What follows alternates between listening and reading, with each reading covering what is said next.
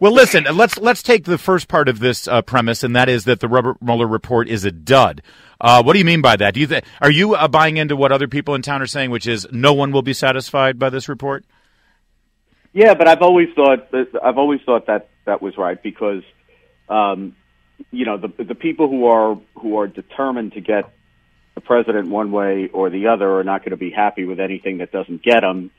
The people who've said that this investigation should never have been launched in the first place, certainly through the offices of the special counsel, are not going to be happy about it either because they're going to be confirmed in their conviction that there was nothing here worthy of a special counsel investigation in the first place, and therefore how does the president get back the 2 years of trying to govern under a cloud? So it's kind of one of these things that's, I think, ready-made to disappoint everyone. Although I've got to think, if that's the case, if the Mueller report comes in and says, listen, nothing here rose to the level of us enacting anything against the president or anybody on his campaign other than what we've already known and learned, and certainly nothing that rises to the level of Russian collusion with the Trump campaign to affect the 2016 election, I would think that would please the White House. I would think that the Trump administration would be like, thank you, we're vindicated. Too bad we can't have our 2 years back, but let's go forward. Yeah, well, if that's all it were, Larry, if that's, if it was packaged like you get a clean bill of health, we looked at this very hard, right, and we don't see any reason here to suggest that there was any criminality, then I think you would absolutely take that and run with it. I just think the likelihood of that happening is nil, and I think part of that is because of the obstruction overlay of the investigation, number one, and number two, the counterintelligence overlay, which to my mind argues for less disclosure because counterintelligence matters are supposed to be classified, but I think here has had the perverse effect of an investigation that doesn't really have any criminal law parameters, and therefore you get into all kinds of issues like Trump's judgment and the people he recruited into the campaign and whether the agents had a reason to be suspicious of them and the like. And I imagine that Mueller may file a report that goes up to the line of obstruction because I think these guys in the FBI and the Justice Department in some ways really do view themselves as a kind of an unaccountable fourth branch of government who thinks the president had the temerity to interfere with their investigation. And I think, he's going to go into why the agents and the Justice Department had a basis to conduct this investigation, which will, question the president's judgment and some of the people he brought in. That's fine. And listen, it's funny because, the president's judgment and the people that he brought into his campaign were, frankly, a topic of conversation prior to the election in November of 2016. He won, and that could very well be. For all of us. So you're right. Oh, absolutely. For myself included. So let's say that's what the report has. And yes, in that case, it would be a dud and not totally pleasing to everyone, but I think certainly more pleasing to Team Trump than to the Democrats who have said this is going to end the Trump presidency.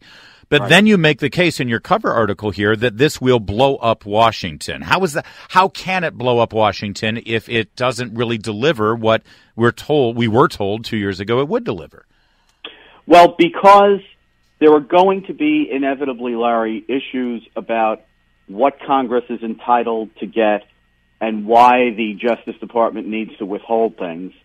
And the Justice Department is going to be put, I think, in between a rock and a hard place in the sense that they know that by not just turning over the whole report to Congress, no matter how little of it or how inconsequential they withhold is, they'll be accused of covering up something horrific for the president.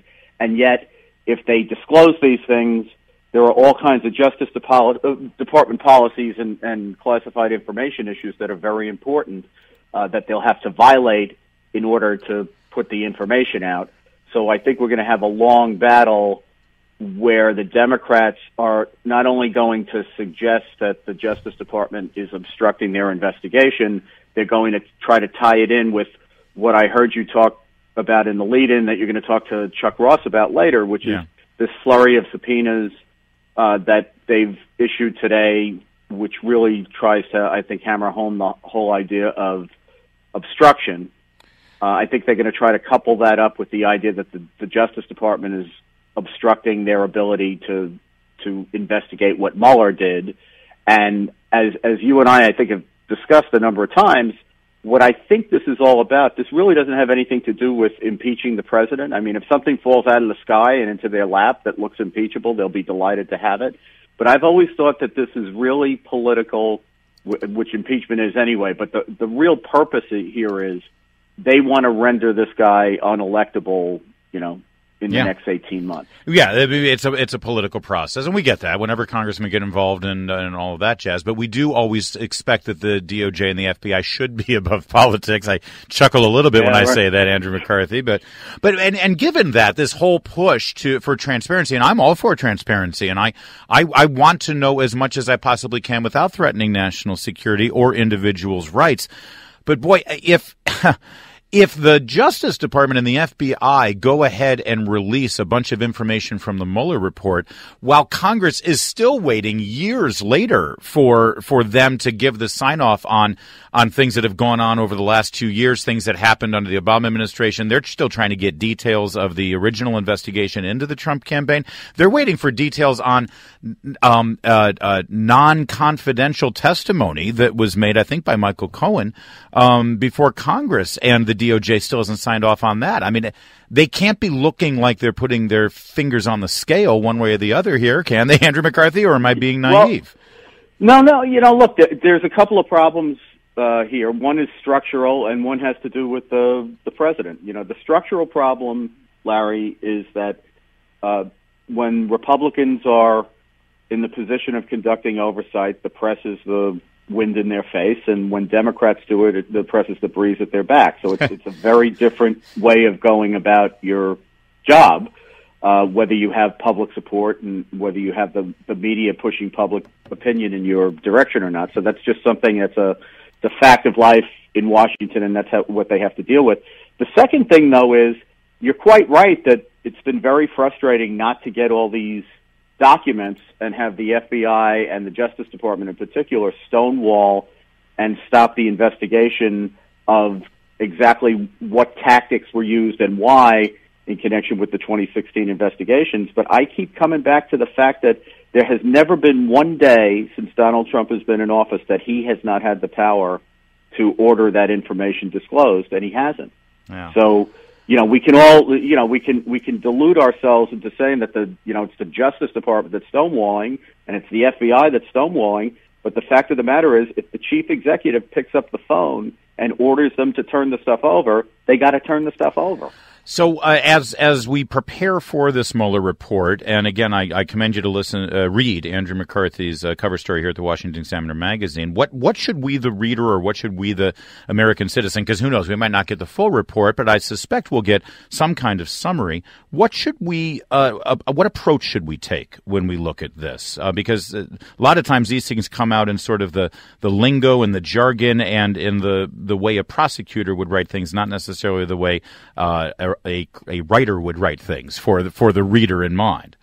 Yeah, the way that it should be, Larry, is that if you have a prosecutor looking into this, as opposed to, say, a private investigator or an intelligence guy, it should be written and understood in the context of, are there criminal charges here? That is to say, is there enough evidence here that you could say beyond that a rational person could find criminal liability beyond a reasonable doubt. And that's usually the narrow question that prosecutors answer.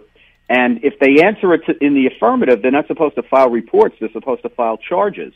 Now, the special counsel regulations provide for the special counsel to file a report, but that doesn't change the ordinary Justice Department rules, which is that you're not supposed to lay out the evidence in a case that you don't charge. Right.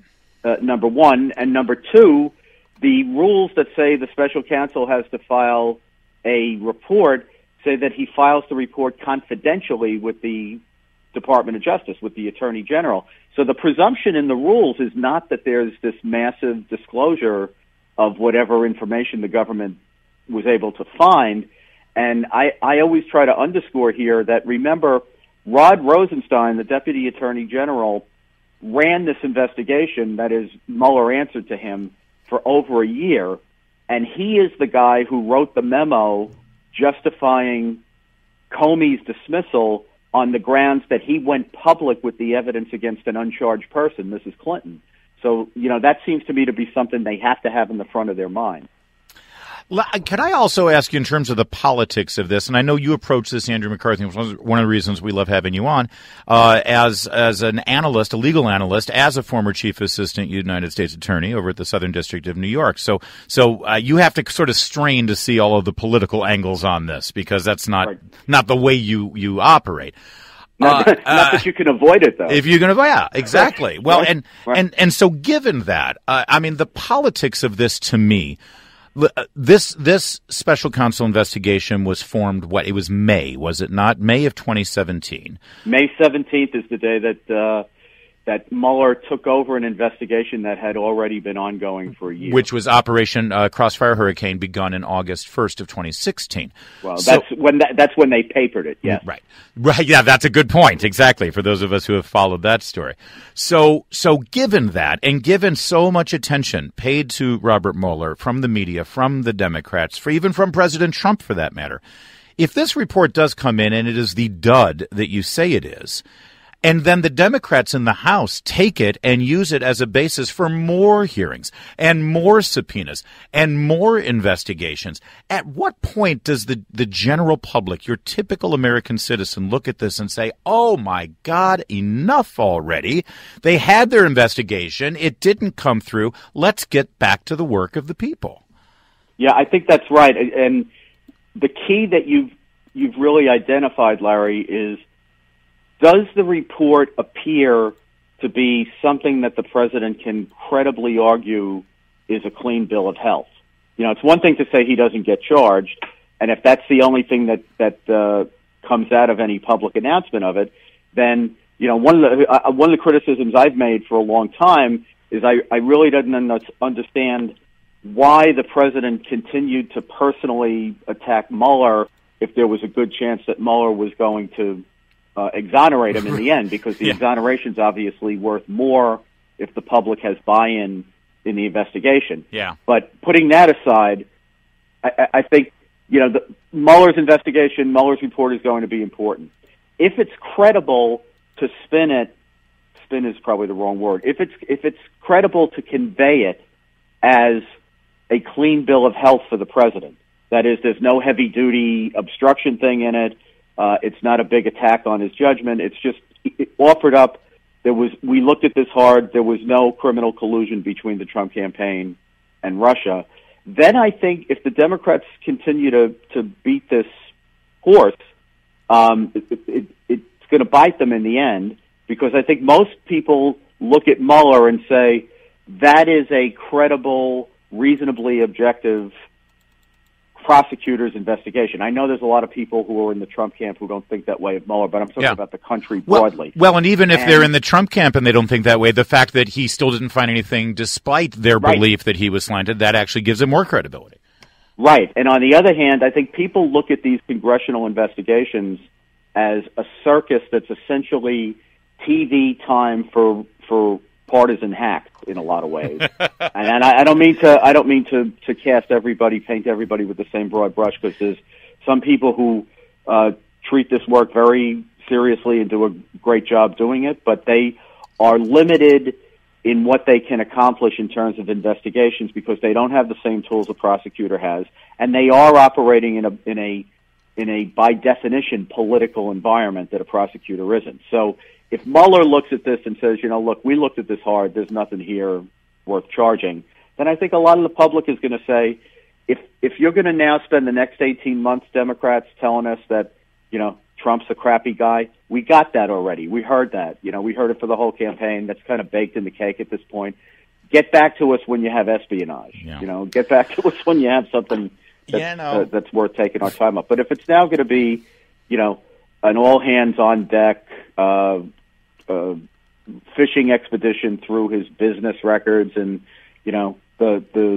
the gilded lemonade stand that he opened when he was 7 or, whatever else they're going to look at, then I just think people are going to be turned off by it. And oddly, it may were down to the president's benefit. You know, for someone who has to force himself to look at things through the prism of politics, I think you got it just right on that one, Andrew McCarthy. We're used to that. You, Andrew McCarthy, again, the cover story at the Examiner magazine, it's a real good one, and you should read it. It's a good roadmap for what's coming up, and that would be the Mueller Report. Thanks, Thank Larry. you, Andrew, and good job, as always.